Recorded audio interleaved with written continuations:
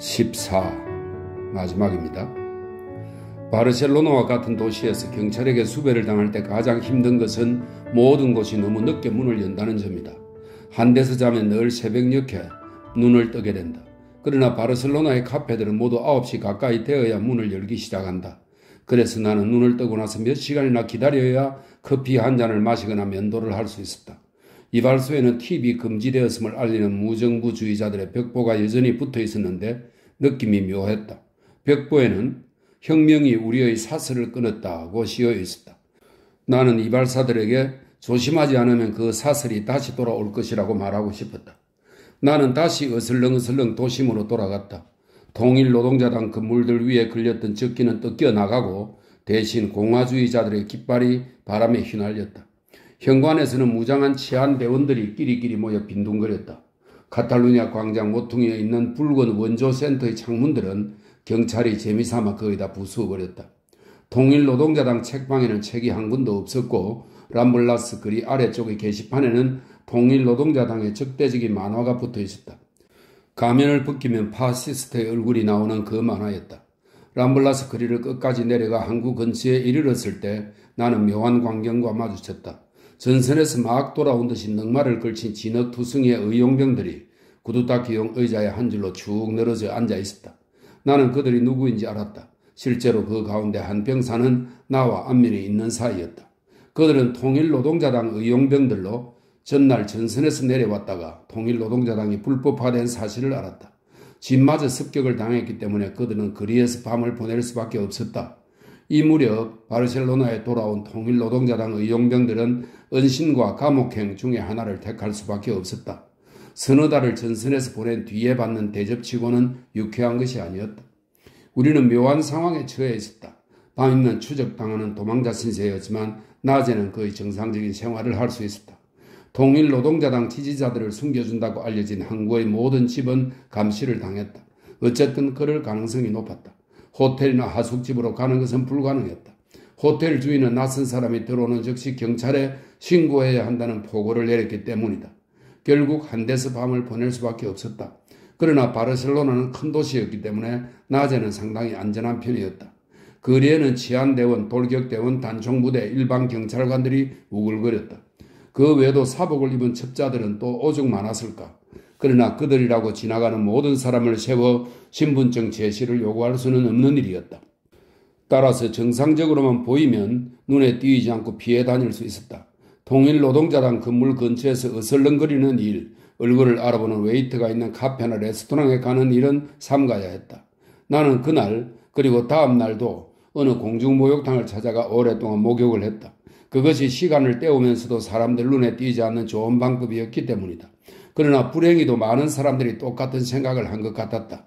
내가 바르셀로나를 떠나고 난 며칠 뒤에 경찰이 대중목욕탕 한 곳을 습격하여 벌거벗은 트로츠키주의자들을 다수 잡아갔다. 람블라스 거리를 따라 반쯤 올라갔을 때 나는 마우린 요양소에서 보았던 부상자 한 사람과 마주쳤다. 우리는 당시 사람들이 하는 대로 슬쩍 눈짓을 교환한 뒤 남들 눈에 띄지 않고 거리 위쪽의 한 카페에서 만날 수 있었다.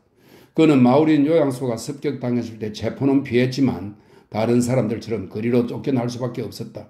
그는 저고리도 채 못 걸치고 달아났기 때문에 셔츠 차림이었다. 돈도 한 푼 없었다. 그는 치안대원 하나가 마우린의 커다란 채색 초상화를 벽에서 떼어내 발로 짓밟은 이야기를 해주었다.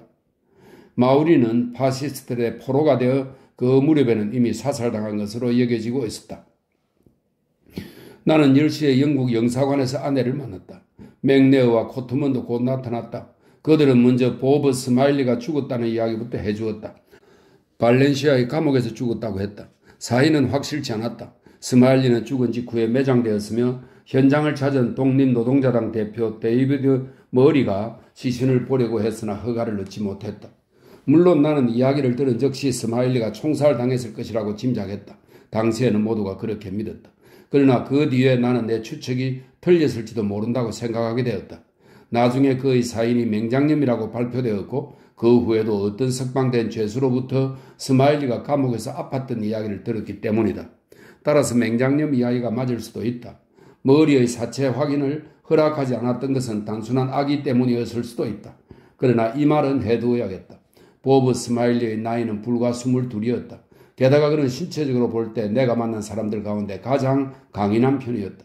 영국 병사와 스페인 병사를 막론하고 참호에서 석 달 동안 병 한 번 안 걸린 사람은 아마 스마일리가 유일할 것이다. 그렇게 튼튼한 사람은 제대로 돌봐주기만 하면 맹장염으로 죽지는 않는다. 그러나 스페인 감옥, 정치범들을 가두어두는 그 임시 감옥을 본 사람이라면 그곳에서 병자가 제대로 간호를 받을 가능성이 얼마나 희박한지 알 수 있을 것이다. 그 감옥은 고성의 지하 감옥 같은 곳이라고 밖에 말할 수 없다. 영국에서 그런 감옥과 비교할 만한 곳을 찾으려면 18세기까지 거슬러 올라가야 한다. 사람들이 조그만 방에 빽빽하게 떨어차 누울 자리도 없었다. 지하실이나 어두컴컴한 장소에 갇히는 일도 흔했다. 이것은 일시적 조치가 아니었다. 4-5달 갇혀 있는 동안 빛을 못 보는 경우도 있었다. 식사는 더럽고 불충분했다. 하루에 수프 2접시에 빵 2조각이었다. 그러나 몇 달 뒤에 식사는 약간 나아진 것 같다. 과장이 아니다. 스페인에서 정치범으로 갇힌 경험이 있는 사람 누구에게나 물어보라. 나는 수많은 사람들에게서 스페인 감옥에 대한 각각의 이야기를 들었다. 게다가 나는 어떤 스페인 감옥을 몇 번씩 내 눈으로 확인하기도 했다. 나중에 투옥된 적이 있는 다른 영국인 친구는 직접 감옥 생활을 해보니 스마일리의 경우를 더 쉽게 이해할 수 있었다고 말한다. 스마일리의 죽음은 내가 쉽게 용인할 수 있는 것이 아니다. 스마일리는 용감하고 재능 있는 청년이었다. 그는 파시즘과 싸우기 위해 글래스고 대학의 자리를 내팽개쳤다. 또한 내가 목격한 대로 그는 흠잡을 데 없는 용기와 흔쾌함으로 전선에서 자신의 임무를 수행했다. 그런데 저들이 그에게 해준 일이라고는 그를 감옥에 집어넣고 방치된 동물처럼 죽게 만드는 것뿐이었다. 막대한 인명이 희생되는 대전쟁의 와중에 한 개인의 죽음을 놓고 너무 법석을 뜨는 것이 소용없는 일임을 나는 안다. 혼잡한 거리에 비행기가 폭탄 하나만 떨구어도 정치적 박해를 여러 번 가하는 경우보다 더 큰 고통이 생긴다. 그러나 내가 이런 죽음에 화가 나는 것은 그것이 아무런 의미가 없기 때문이다. 전투 중에 죽는 것, 그래, 그것이야말로 우리가 기대하는 바이다. 그러나 투옥이 되고 그것도 날조된 범죄 혐의도 없이 그저 맹목적이고 어리석은 악의로 인해 투옥이 되고 혼자 내팽개진 채 죽어간다는 것은 완전히 다른 문제이다. 이런 따위의 일, 스마일의 경우는 예외적인 것 같지도 않다. 이런 일이 어떻게 전쟁의 승리를 앞당길 수 있다는 것인지 나는 도무지 알 수 없다. 아내와 나는 그날 오후에 코업을 찾아갔다. 독방 감금이 아닌 죄수들은 면회가 허용되었다. 그러나 한두 번 이상 면회하는 것은 그 자체로 위험한 일이었다. 경찰이 오가는 사람을 감시했기 때문이다. 감옥에 면회를 너무 자주 가면 트로츠키주의자의 친구로 낙인 찍혀 감옥에 갈 수도 있는 상황이었다. 벌써 많은 사람들에게 그런 일이 일어났다. 코업은 독방 감금이 아니었기 때문에 우리는 어렵지 않게 면회 허가를 얻을 수 있었다. 안내를 받아 감옥으로 들어가는 강철문들을 통과하는데 전선에서 알았던 스페인 의용병이 두 치안 대원에게 끌려 나오는 모습이 보였다. 서로 눈이 마주쳤다. 이번에도 우리는 보일 듯 말 듯 눈짓을 했다. 감옥 안에서 처음 본 사람은 며칠 전에 고국으로 떠난 미국인 의용군 병사였다. 그는 서류를 다 갖추어 출국했음에도 국경에서는 상관없이 체포해버렸다. 아마 여전히 큐드로이 바지를 입고 있어 의용병 출신이라는 것이 드러났는지도 모른다. 우리는 전혀 모르는 사람들처럼 지나쳐갔다. 그것이 무서운 것이었다. 나는 그와 몇 달 동안 알고 지냈다. 개인호를 함께 쓰기도 했다. 내가 부상당했을 때는 그가 들 것을 들어주기도 했다. 그럼에도 우리는 모른 체하고 지나칠 수밖에 없었다. 파란 옷을 입은 경비병들이 사방에서 기웃거리고 있었다. 너무 많은 사람들을 아는 것은 치명적인 결과를 낳을 수도 있었다. 이른바 감옥이라는 것은 상점은 1층이었다. 각각 20평방미터 정도 되는 두 방에 거의 100명이 갇혀 있었다. 이곳은 정말이지 18세기 뉴게이트 감옥 기록에서나 나올 법한 모습이었다. 먼지에서는 곰팡내가 났고 사람들 몸은 아무렇게나 겹쳐 있었고 가구라고는 찾아볼 수 없었다. 돌바닥에는 긴 의자 하나와 너덜너덜한 담요 몇 장뿐이었다. 안은 어둑어둑했다. 더러운 벽에는 비스카, POUM, 비바, 라 레볼루시온 등 혁명적 구호들이 휘갈겨져 있었다. 그곳은 지난 몇 달 동안 정치범들을 내다 버리는 쓰레기장 노릇을 해왔다. 목소리들이 시끄럽게 뒤섞여 귀가 멍멍할 정도였다. 면회 시간이었기 때문에 만원을 이룬 사람들로 움직이기도 힘들었다. 거의 모두가 노동계급에 속하는 극빈자들이었다. 투옥된 남편을 위해 싸들고 온 보잘것없는 음식을 풀어놓는 여자들의 모습이 보였다. 죄수들 가운데는 마을인 요양소 출신의 부상자들도 몇 명 있었다. 두 사람은 다리를 절단한 환자였다. 그 가운데 하나는 목발을 챙기지 못해 감옥 안을 한 발로 끙충끙충 뛰어다니고 있었다. 12살이 채 안 돼 보이는 사내 아이도 하나 있었다. 아이들도 잡아들이는 모양이었다. 적절한 위생시설 없이 사람들을 무더기로 가두어 놓았을 때 늘 생기기 마련인 심한 악취가 코를 찔렀다. 코업은 팔꿈치로 사람들을 헤쳐가며 우리를 만나러 왔다. 혈색 좋은 퉁퉁한 얼굴은 평소와 다름없었다. 그 더러운 곳에서도 제복은 단정했고 어떤 수를 썼는지 면도까지 했다. 죄수들 가운데는 인민군 군복을 입은 장교가 또 있었다. 그 장교와 코업은 비좁은 틈으로 간신히 지나쳐 가면서도 격려를 했다. 어쩐 일인지 그 모습이 애처로워 보였다. 코업은 기분이 무척 좋아 보였다. 글쎄, 우리 모두 총살을 당할 것 같은데? 코업이 명랑하게 말했다. 나는 총살 소리를 듣고 속으로 부르르 떨었다. 그 전에 총알이 내 몸을 뚫고 들어온 적이 있는 터라 그 느낌이 아직도 생생했기 때문이다. 그런 일이 잘 아는 사람에게 생긴다고 생각하니 그닥 유쾌하지 않았다. 당시에 나는 코업을 포함한 통일노동자당의 주요 인물들이 총살당하는 것을 당연하다고 생각하고 있었다. 니인의 사망 소식이 막 전해졌던 때였고 우리는 통일노동자당이 반역과 간첩 혐의로 비난받는다는 사실도 알고 있었다. 이 모든 일이 날조된 범죄에 의한 대대적인 재판과 그에 따른 지도자급 트로츠키 주의자들의 대량 학살을 암시하고 있었다. 친구가 감옥에 있는 것을 보고도 도울 힘이 전혀 없다는 사실을 깨닫는 것은 견디기 힘들다. 그러나 내가 할 수 있는 일은 실제로 아무것도 없었다. 벨기에 당국에 호소하는 것도 소용없었다. 코업은 스페인에 옴으로써 이어 벨기에의 법을 어겼기 때문이다. 나는 이야기하는 일을 대부분 아내에게 맡겨둘 수밖에 없었다. 그 시끄러운 곳에서 내 끽끽거리는 목소리는 제대로 들리지도 않았기 때문이다. 코업은 우리에게 새로 사귄 죄수들이나 간수들에 대해 이야기했다. 간수들 가운데 일부는 좋은 사람들이지만 일부는 소심한 죄수들을 욕하고 때린다고 했다. 그는 또 음식이 돼지 죽 같다고 했다. 다행히도 우리는 오기 전에 먹을 것과 담배를 준비해 오는데 생각이 미쳤다. 이어 코업은 체포되기 전에 빼앗긴 서류들에 대해 이야기하기 시작했다. 그 가운데는 육군성에서 동부전선의 공병작전을 책임지는 대령에게 보내는 편지도 들어있었다. 경찰은 그 편지를 빼앗고 돌려주려 하지 않았다. 편지는 경찰서장실에 있다고 하였다. 그 편지를 되찾게 되면 상황이 달라질지도 몰랐다. 나는 즉시 그 일의 중요성을 깨달았다. 육군성과 포사스 장군의 추천서가 담긴 공식 문서라면 코업의 선의를 입증해 줄 수 있을 것 같았다. 그러나 문제는 그런 편지의 존재를 입증하는 것이었다. 경찰서장실에서 편지를 개봉하면 이런저런 하수인이 편지를 없애버릴 것이 틀림없었다. 그것을 돌려받을 가능성이 있는 사람은 딱 하나뿐이었다. 원래 그 편지를 받기로 되어 있는 장교였다. 코업도 이미 그런 생각을 하여 그 장교에게 보내는 편지를 써두었다. 코업은 나한테 그 편지를 몰래 가지고 나가 붙여달라고 했다. 물론 직접 가는 것이 더 빠르고 더 확실했다. 나와 아내는 코업과 헤어져 얼른 그곳을 나왔다. 우리는 한참 헤맨 끝에 택시를 한 대 발견했다.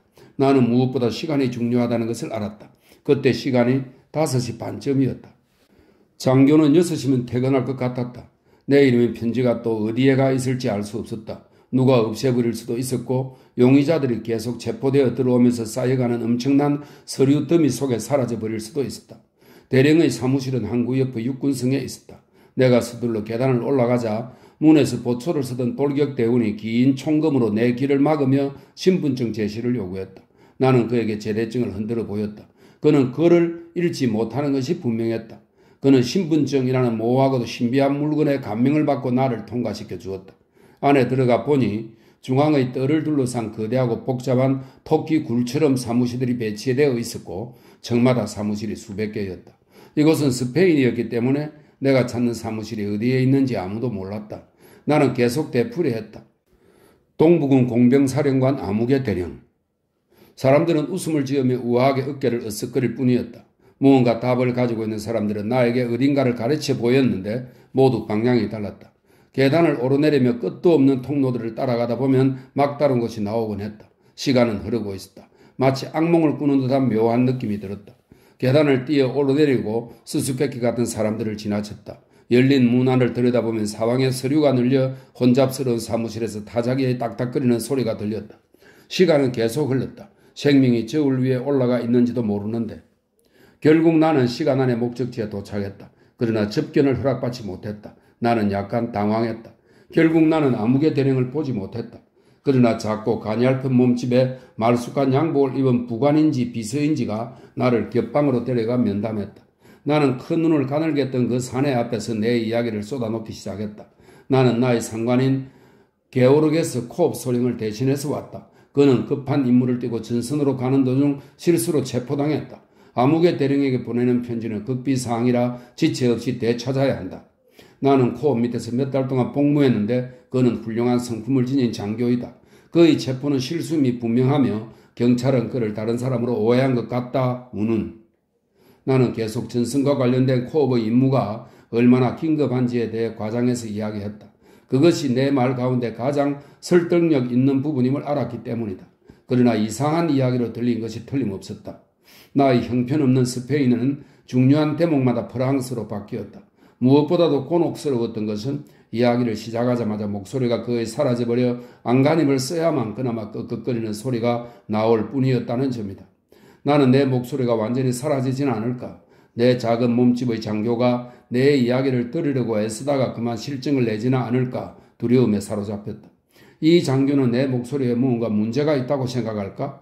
아니면 내가 술에 취했다고 생각할까? 아니면 죄의식 때문에 괴로워한다고 생각할까? 그러나 장교는 내 이야기를 참을성 있게 들어주었다. 그는 수도 없이 고개를 주걱거리며 내가 하는 말에 조심스럽게 동의해 주기도 하였다. 그렇군요. 실수가 있었을 수도 있겠군요. 반드시 그 일을 조사해 보도록 하겠소. 마냐나. 나는 이 일을 제기했다. 마냐나는 안 된다. 이것은 대단히 급한 일이다. 코업은 벌써 전선에 가 있어야 한다. 장교는 다시 동의하는 것 같았다. 이어 내가 두려워하던 질문이 나왔다. 그 코업 소령이란 사람 말이요. 그 사람이 어느 부대에 근무했소? 무시무시한 말이 나올 수밖에 없었다. 통일노동자당 의용군입니다. 통일노동자당? 충격을 받은 그의 목소리를 제대로 전달할 수 있으면 좋겠다. 당시 사람들이 통일노동자당을 어떤 눈으로 바라보았는지 기억을 해보라. 간첩에 대한 두려움이 최고조에 이르렀을 때였다. 모든 선량한 공화주의자들은 적어도 하루 이틀 동안 통일노동자당이 독일에 매수된 거대한 간첩 조직이라고 믿었을 것이다. 따라서 인민군의 장교에게 그런 이야기를 한다는 것은 빨갱이에 대한 공포가 확산된 뒤에 영국 기병대 클럽에 가서 자신이 공산주의자라고 밝히는 것이나 다름없었다. 그의 짙은 눈이 사선으로 내 얼굴을 가로질렀다. 다시 긴 정적이 흘렀다. 이었고 장교가 천천히 말했다. 그리고 당신은 그와 함께 전선에 있었다는 거요? 그렇다면 당신도 통일노동자당 의용군에서 복무했다는 이야기요? 그렇습니다. 그는 몸을 돌리더니 대령의 방으로 들어갔다. 흥분하여 이야기를 나누는 소리가 들렸다. 다 틀렸구나. 나는 생각했다. 코업의 편지는 절대 돌려받지 못하겠구나. 게다가 나는 나 자신도 통일노동자당에 있었다는 사실을 고백할 수밖에 없었다. 저자들은 나를 체포해가라고 경찰에 신고를 하겠지. 나도 트로츠키주의자가 되어 한 묶음에 넘어가겠구나. 장교는 모자를 쓰고 다시 나타나더니 엄한 표정으로 따라오라고 했다. 우리는 경찰서장 사무실로 갔다. 먼 거리였다. 20분을 걸어야 했다. 자그마한 장교는 앞장서서 군인다운 자세로 뻣뻣하게 행진해갔다. 우리는 가는 길 내내 한마디도 나누지 않았다. 경찰서장 사무실에 도착했을 때 문 밖에는 무시무시해 보이는 악당들이 우글거리고 있었다. 경찰의 하수인이거나 정보원 혹은 첩자들인 것이 분명했다. 작은 몸집의 장교는 안으로 들어갔다. 안에서는 열띤 대화가 오랫동안 이어졌다. 목소리가 사납게 높아지기도 했다. 난폭한 몸짓, 어깨를 으쓱거리거나 탁자를 치는 동작을 상상할 수 있었다. 경찰은 편지를 내주지 못하겠다고 고집을 부리는 것이 분명했다. 그러나 마침내 장교는 시뻘개진 얼굴로 커다란 공식 봉투를 들고 나타났다. 코업의 편지였다. 우리는 작은 승리를 거둔 것이다. 그러나 결과적으로는 아무것도 달라지지 않았다. 편지는 제대로 전달되었지만 코업의 상관은 그를 감옥에서 꺼내줄 수 없었기 때문이다. 장교는 편지를 반드시 전달하겠다고 약속했다. 하지만 코업은요? 내가 물었다. 코업은 석방시킬 수 없습니까? 장교는 어깨를 으쓱했다. 그것은 다른 문제였다. 그들은 코업이 무슨 일로 체포되었는지 몰랐다. 장교는 정식으로 조사가 이루어질 것이라고만 대답했다. 더 이상 할 말이 없었다. 헤어질 시간이었다. 우리 둘 다 약간 머리를 숙여 인사를 했다. 순간 묘하고도 감동적인 일이 일어났다. 작은 몸집의 장교가 잠시 망설이더니 나에게 다가와 악수를 했던 것이다. 그 행동이 나에게 얼마나 깊은 감동을 주었는지 제대로 전달할 수 있을지 모르겠다. 사소한 일처럼 보이겠지만 결코 그렇지 않다. 먼저 당시 분위기를 상기해야 한다. 의심과 증오가 가득한 무시무시한 분위기. 사방에 거짓말과 헛소문이 난무했다. 게시판에는 나 같은 모든 사람이 파시스트의 간첩이라고 악을 쓰대는 포스터들이 붙어 있었다. 게다가 우리가 경찰서장 사무실 바깥에 서 있었다는 사실도 기억해야 한다. 그곳은 밀정이나 하수인과 같은 지저분한 인간들이 덕실거리는 곳이었다. 그들 가운데 혹 내가 경찰에서 수배 중인 사람임을 눈치챈 사람이 있을지도 모르는 일이었다. 그의 행동은 제1차 세계대전에서 독일인과 공개적으로 악수하는 것과 같았다. 아마 그는 어떤 식으로든 내가 파시스트의 첩자가 아니라고 판단한 것 같았다. 그렇다 해도 악수까지 한다는 것은 대단한 일이었다. 내가 사소해 보일 수도 있는 이런 일을 기록하는 것은 그것이 왠지 스페인적인 현상으로 보이기 때문이다. 즉 최악의 상황에서도 순간적으로 나타나는 스페인 사람들의 아량을 보여주었기 때문이다. 나는 스페인에 대해서 매우 나쁜 기억들을 가지고 있다. 그러나 스페인 사람들에 대해서는 나쁜 기억이 거의 없다. 내가 스페인 사람에게 정말로 화를 낸 기억은 2번밖에 안 된다. 그 2분도 모두 나의 잘못이었다. 스페인 사람들이 관대하다는 사실은 의심의 여지가 없다. 사실 그들은 20세기에 속하지 않는 고귀한 종족이다. 이 점 때문에 스페인에서는 파시즘이라 해도 상대적으로 느슨하고 견딜 만한 형태가 될 것이라는 희망을 가지게 된다. 스페인 사람들 중에 현대 전체주의 국가가 요구하는 지독스러운 효율성과 일관성을 가진 사람은 거의 없다. 며칠 전 밤에 경찰이 아내의 방을 수색했을 때도 이런 사실을 보여주는 작은 예가 있었다. 사실 그 수색은 매우 재미있는 일이었기 때문에 나도 현장에 있었더라면 좋았을 거라는 생각이 든다. 물론 내 성질을 누르지 못했을 것이 뻔하기에 실제로는 그 자리에 없는 편이 나았을 테지만 경찰이 수색을 진행하는 방식은 소련의 비밀경찰이나 독일 게슈타포의 방식과 같았다. 새벽에 문을 쾅쾅 두드린 다음 6명의 남자가 밀려들어와 전등을 켜더니 사전에 약속이나 한 듯 즉각 여러 장소로 이동했다. 이어 그들은 상상할 수 없을 정도로 철저하게 방과 목욕탕을 수색했다. 벽도 두드려보고 현관의 매트도 들어올리고 바닥도 살피고 커튼도 만져보고 욕조와 레디에이터 밑도 살펴보고 서랍과 가방에 든 것도 몽땅 꺼내보고 옷도 모두 만져보고 빛에 비추어 보기까지 했다. 그들은 쓰레기통에 든 서류까지 모조리 압수했다. 게다가 책도 다 쓸어갔다. 그들은 히틀러가 쓴 나의 투쟁의 불어 번역본이 우리에게 있다는 사실을 알고 의혹의 증거를 찾아냈다는 환희에 젖었다. 만일 그들이 발견한 책이 그것 하나뿐이었다면 우리의 운명은 그쯤에서 결정되었을 것이다. 나의 투쟁을 읽은 사람은 파시스트임에 틀림없기 때문이다. 그러나 다음 순간 그들은 스탈린의 팸플렛인 트로츠키주의자와 다른 이중 거래자들을 숙청하는 방법들을 발견하였다. 그들은 그 팸플릿 때문에 어느 정도 마음을 놓았다. 한 서랍에서는 빈 담뱃갑이 쏟아져 나왔다. 그들은 담뱃갑들을 일일이 뜯어 종이를 살펴보았다. 혹시 무슨 메시지가 적혀 있지는 않을까 하는 생각 때문이었다. 그들은 이런 일에 2시간 가까이 소비했다. 그러나 이 2시간 동안 그들은 한 번도 침대를 수색하지 않았다. 아내는 내내 침대에 누워있었다. 베개 밑에 트로츠키주의자들의 문건이 한 무더기 있을 수도 있고 매트리스 밑에 기관단총이 연화문 자루 있을지도 모르는 일이었다. 그러나 형사들은 침대에는 손을 댈 생각을 하지 않았다. 심지어 침대 밑도 들여다보지 않았다. 소련의 비밀경찰이라면 이렇게 했을 리 없다. 경찰이 공산주의자들에 의해 거의 완벽히 장악되어 있었다는 점을 잊지 말아야 한다. 그 경찰관들도 공산당원일 가능성이 높았다. 그러나 그들은 동시에 스페인 사람들이기도 했다. 여자를 침대에서 끌어낸다는 것은 무도한 행위로 여겼다. 결국 그들이 그런 행동을 하지 않음으로써 수색 전체를 무의미한 것으로 만들고 말았다. 그날 밤 나는 맥네어, 코트먼과 함께 방치된 주택 부지 가장자리의 풀이 무성한 곳에서 잠을 잤다.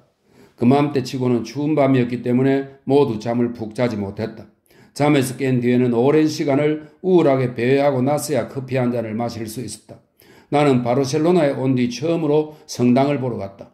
현대식 성당으로 세상에서 가장 흉측한 건물의 하나라고 할 수 있었다. 총안이 달린 첨탑이 4개 있었는데 각각이 마치 라인 와인병처럼 생겼다. 그 성당은 바르셀로나의 대부분의 교회와는 달리 혁명 기간에 피해를 보지 않았다. 사람들 이야기로는 성당의 예술적 가치 때문에 화를 면했다 한다. 무정부주의자들에게 기회가 주어졌을 때 그 건물을 파괴하지 않은 사실은 그들이 지닌 신미안의 수준을 보여준다. 물론 그들은 첨탑 사이로 검붉은 길을 내걸기는 했다. 그날 오후 나는 아내와 함께 마지막으로 코업을 보러 갔다.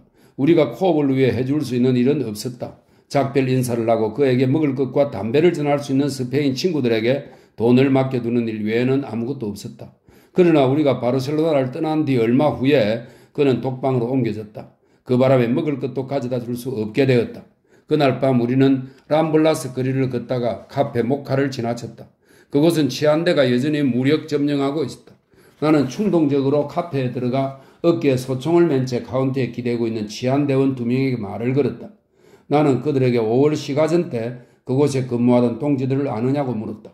그들은 모른다고 했다.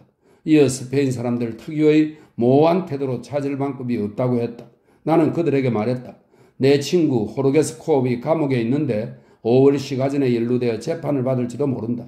여기서 근무를 하던 사람들이라면 그가 싸움을 중단시켜 몇 사람의 목숨을 구했다는 사실을 알 것이다. 그들이 증언을 해주어야 한다. 내가 이야기를 나눈 사람은 뚱뚱한 체구에 둔해 보이는 사람이었다. 그는 연방 고개를 저었다. 차량들의 소음 때문에 내 목소리를 들을 수 없었기 때문이다. 그러나 나머지 한 사람은 달랐다.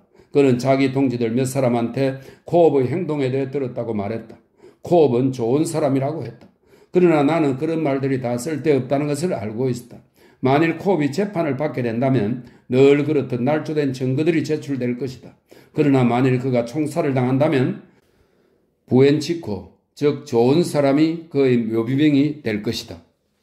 지저분한 조직체계의 구성원이나 훌륭한 행동을 훌륭하다고 평가할 정도의 인간성을 갖춘 치안대원이 말하는 부엔치코, 좋은 사람. 우리는 도저히 정상적이라 할 수 없는 특이한 생활을 해왔다. 밤이면 우리는 범죄자였다. 그러나 낮이면 잘 나가는 영국인 방문객들이었다. 어쨌거나 우리는 그런 척하고 돌아다녔다. 한 데서 자서도 면도를 하고 목욕을 한 다음 구두만 깨끗이 닦으면 겉모습이 완전히 달라 보였다. 이제 가장 안전한 일은 가능한 한 부르주아처럼 보이는 것이었다. 우리는 시내의 고급 주택가를 자주 찾았다. 그곳에 가면 우리 얼굴을 아는 사람이 없었기 때문이다. 또 고급 레스토랑을 찾아다녔다. 그런 곳에 가서 또 웨이터들에게 영국인들처럼 행동했다. 나는 생전처럼 벽에다 낙서를 하기 시작했다. 몇 군데 고급 레스토랑 복도에 가능한 한 큰 글자로 비스카, POUM을 휘갈겨 놓은 것이다.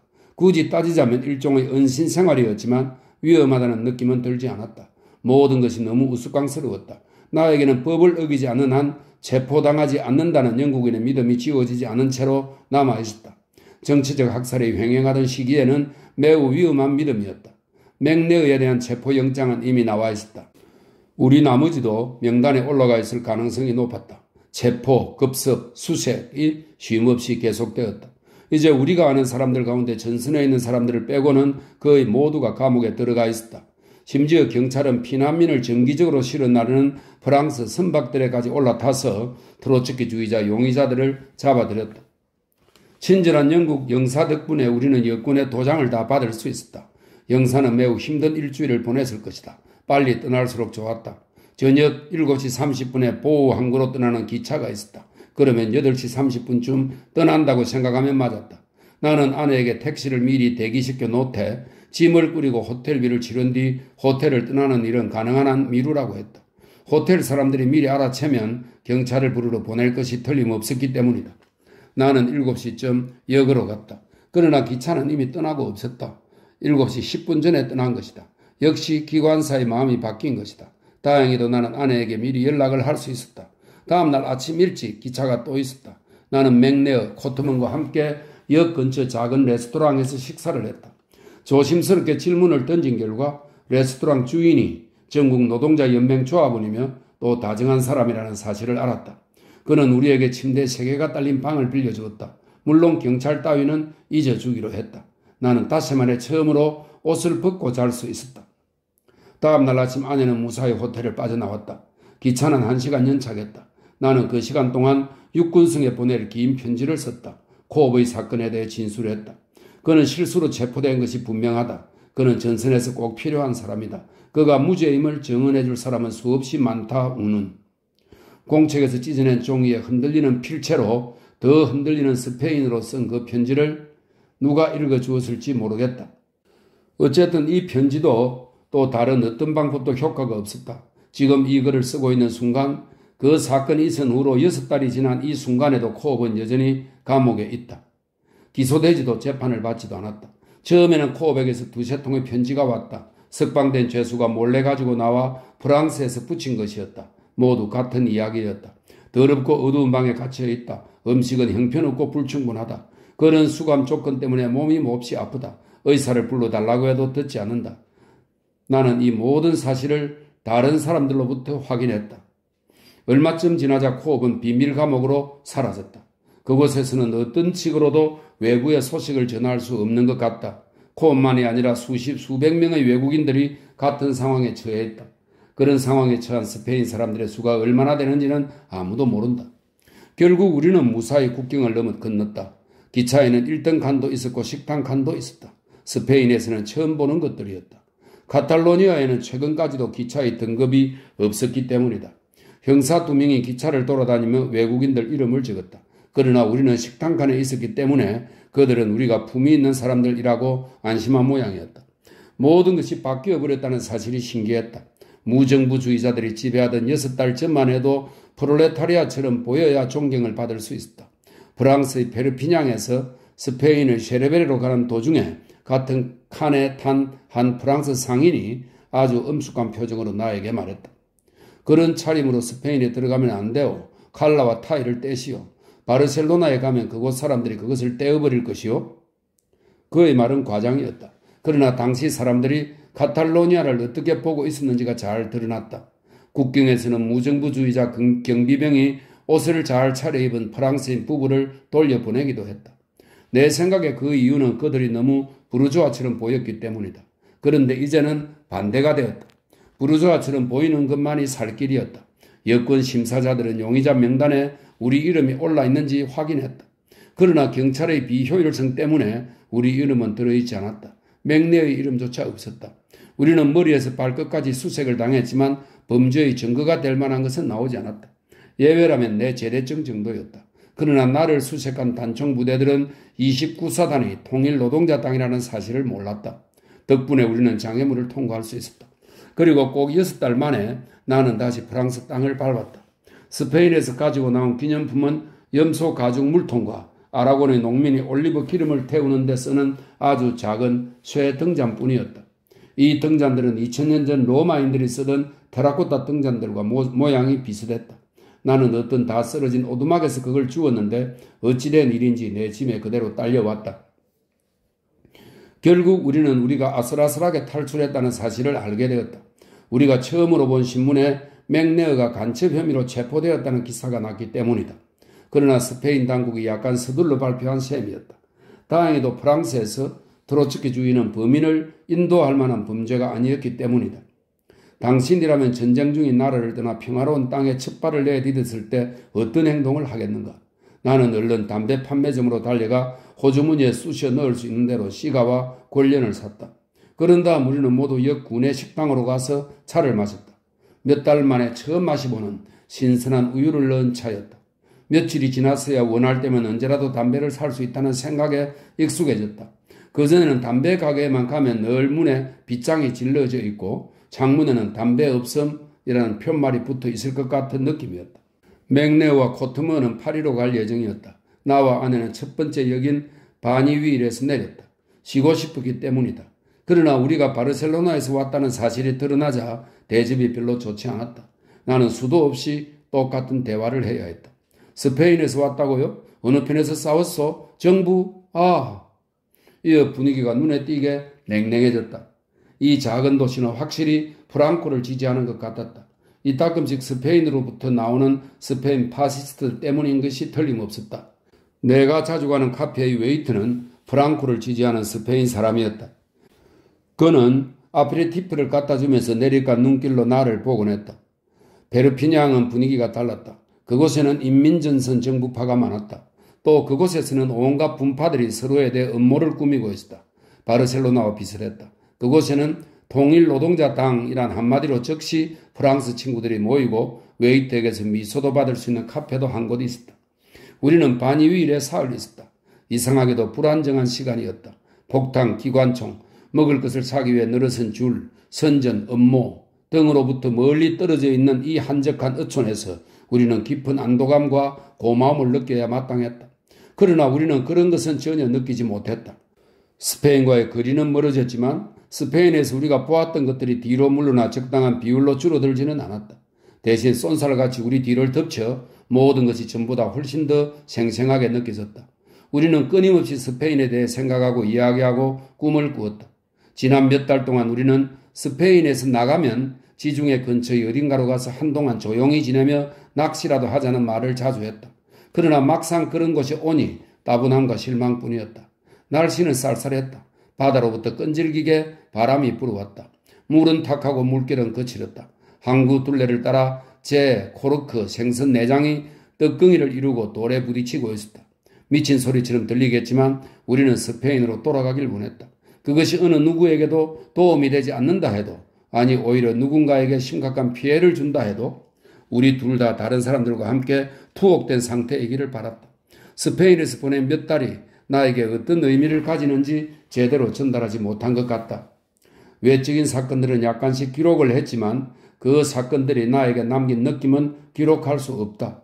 그것들은 모두 글로는 전달할 수 없는 광경이나 냄새, 소리와 뒤섞여 있다. 참호의 냄새, 가없이 뻗어나가는 서광, 땅땅거리는 싸늘한 총소리, 폭탄의 굉음과 섬광, 지난 12월 사람들이 아직 혁명을 믿고 있던 시절의 바르셀로나를 찾은 아침의 맑고 차가운 빛, 병영 연병장에서 쿵쿵거리는 군홧발 소리, 음식을 사기 위한 줄과 검붉은 깃발과 스페인 의용군 병사들의 얼굴, 무엇보다도 스페인 병사들의 얼굴, 스페인에서 만났지만 이제는 어디로 흩어졌는지 모르는 사람들, 일부는 전사하고 일부는 불구가 되고 일부는 투옥되었겠지.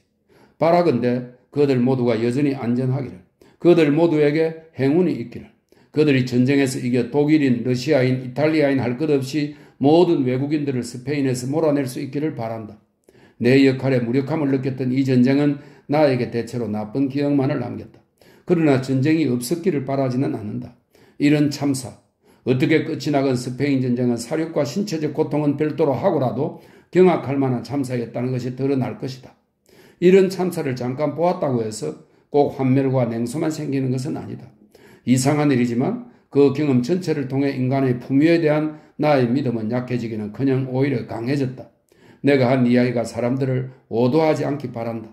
이런 문제에 대해서는 누구도 완벽하게 진실하지도 않고 또 진실할 수도 없다고 생각한다. 자신의 눈으로 직접 본 것 외에는 그 어떤 것에 대해서도 확신하기 힘들며 모두가 의식적이건 무의식적이건 당파적인 입장에서 글을 쓰게 된다. 혹시 앞에서 말하지 않았을지도 모르니 지금 말해두겠다. 나의 당파적 태도, 사실에 대한 오류, 사건들의 한 귀퉁이만 보았기 때문에 생길 수밖에 없는 왜곡을 조심하라. 또한 스페인 전쟁의 이 시기를 다룬 다른 책을 읽을 때도 똑같이 조심하라. 우리가 실제로 할 수 있는 일은 아무것도 없었지만 어떤 의무감 때문에 우리는 계획보다 더 일찍 바니위를 떠났다. 북쪽으로 갈수록 프랑스의 녹음은 더 짙어졌고 그 느낌도 한층 부드러워졌다. 우리는 산과 포도나무를 떠나 초원과 너름나무로 돌아가고 있었다. 앞서 스페인에 가던 중에 통과했던 파리는 퇴락한 듯 음울해 보였다. 8년 전에 보았던 파리, 생활비도 싸고 히틀러의 이름도 들어보지 못했던 파리와는 사뭇 달랐다. 내가 알던 카페의 반이 손님이 없어 문을 닫았다. 모두가 부담스러운 생활비와 전쟁에 대한 두려움에 사로잡혀 있었다. 그러나 가난한 스페인에 갔다 오니 파리마저도 기운차게 번창하는 도시로 보였다. 박람회도 한창 활기를 띠고 있었다. 물론 우리는 그곳을 찾지 않았지만. 이어 다시 영국으로 왔다. 영국 남부는 아마도 세상에서 가장 산뜻한 풍경을 지닌 고장일 것이다. 그쪽을 지날 때 특히 임항열차의 편안한 쿠션 위에 앉아 평화롭게 배 물미로부터 회복되고 있을 때는 어딘가에서 무슨 일이 벌어지고 있다는 느낌이 전혀 들지 않는다. 일본의 지진, 중국의 기근, 멕시코의 혁명, 걱정 말라. 내일 아침이면 현관에 우유가 놓여 있을 것이고 금요일에는 뉴 스테이츠먼이 나올 것이다. 산업도시는 멀었다. 연기와 궁핍의 얼룩은 지구 표면의 완만한 곡선에 감추어져 있었다. 이곳은 내가 어린 시절 알던 영국 그대로였다. 철로 때문에 파헤친 곳은 야생화로 덮여 있다. 외진 풀밭에서는 윤택한 빛을 발하는 준마들이 풀을 뜯으며 생각에 잠겨 있다. 천천히 흐르는 냇가에는 버드나무들이 우거져 있다. 느릅나무의 녹색 가슴, 오두막 정원의 참제비 꽃갈, 이윽고 런던 외곽의 더 넓고 평화로운 광야, 진창 같은 강물 위의 진배, 낯익은 거리, 그렇게 시합과 왕족의 결혼을 알리는 포스트, 그렇게 투수 모자를 쓴 남자들, 드라팔가 광장의 비둘기, 빨간 버스, 파란 제복의 경찰관. 모두가 영국의 깊고 깊은 잠을 자고 있다. 나는 때때로 우리가 폭탄의 굉음 때문에 화들짝 놀라기 전에는 결코 그 잠에서 깨어나지 못할 것 같다는 두려움에 사로잡힌다. 이것으로 조지 오웰이 직접 겪었던 스페인 내전에 관한 글, 카탈로니아 창가 모두 읽었습니다.